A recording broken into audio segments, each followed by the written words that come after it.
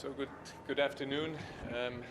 Thanks for your patience.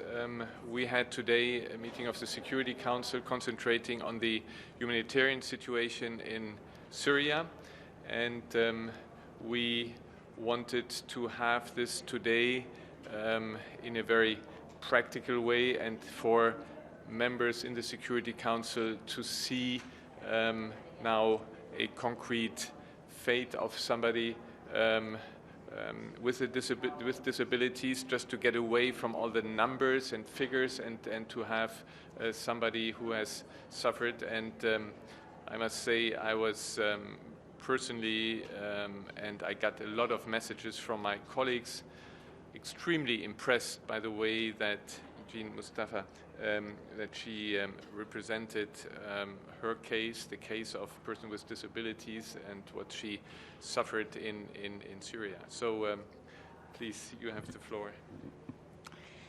So today was a very special day for me. I realized that this was the moment that I could draw the attention of the Security Council to the case of people with disabilities. And what I wanted to emphasize was that the people we're talking about are not figures in a record. They are humans.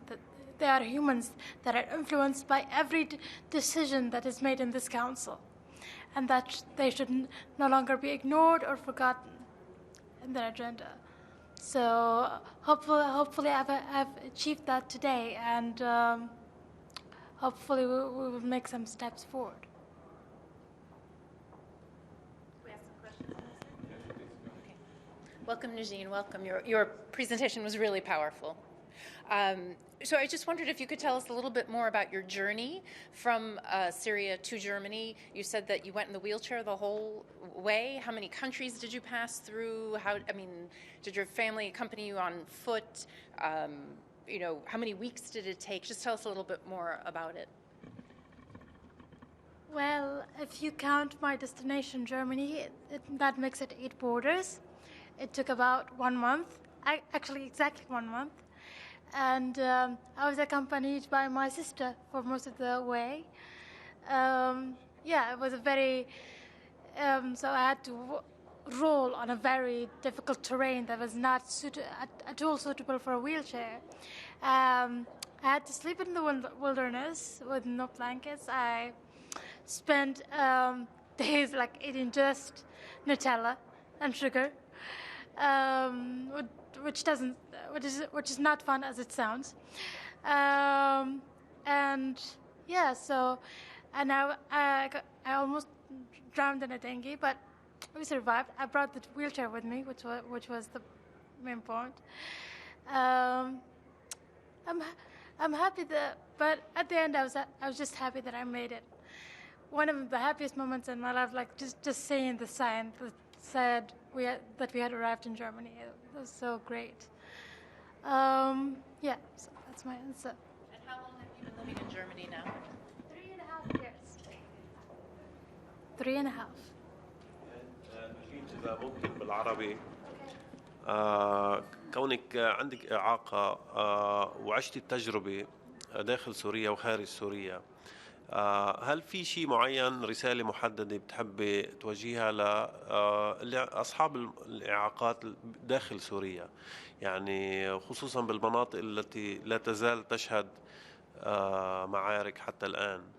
هل هناك أي شيء يمكن أن يساهموا فيه لتحسين ظروف معيشتهم؟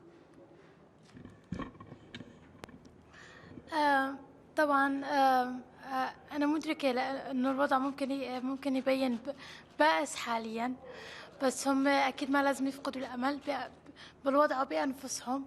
ما لازم يخلوا حدا يقلل إيمانهم بأنفسهم وأنهم قادرين على فعل شيء، وأنه أكيد في ضوء في نهاية النفق المظلم اللي هم فيه، وأنهم لازم يستمروا مهما كان الثمن.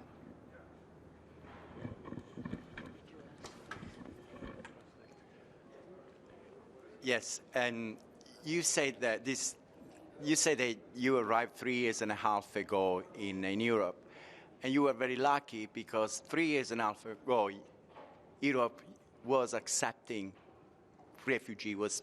But now, lately in the last year, Europe, many countries in Europe are pushing away migrants, refugees. So what is your message for the European Union and European countries that are not doing what they should do?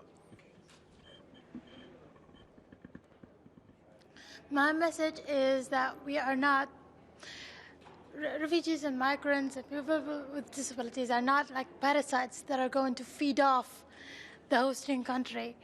And that I understand the fear of the unknown that they have. But just because we speak differently, we dress differently, we believe in different things, that does not make us less human. So I invite them to come closer and get to know us better. And I'm sure they will change their minds. Mr. Ambassador, can I ask you, please? Obviously, there is a gap in the database that's related to people with special needs in Syria. Do you think that the Council can close this gap or create mechanisms that address this problem?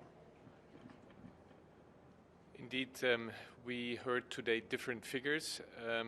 I think it's very difficult at this stage to have proper statistics about it. But I think it's not that much about specific and very precise statistic. What is clear, and all those quoting different numbers are clear, the number of people who have disabilities is enormous, and the deficits with regard to hygiene and deficit to possibilities for them to live a decent life is incredible. So we wanted, as Germany, as a presidency, actually put a bit the limelight on persons with disabilities, the challenges they face in the country, and what needs to be done. And Jean said at the end also she hopes that this will remain on the agenda of the Security Council,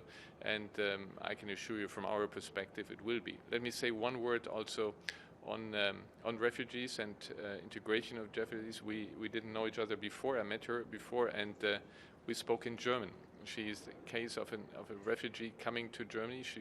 You see how well she speaks English, how well she speaks Arabic.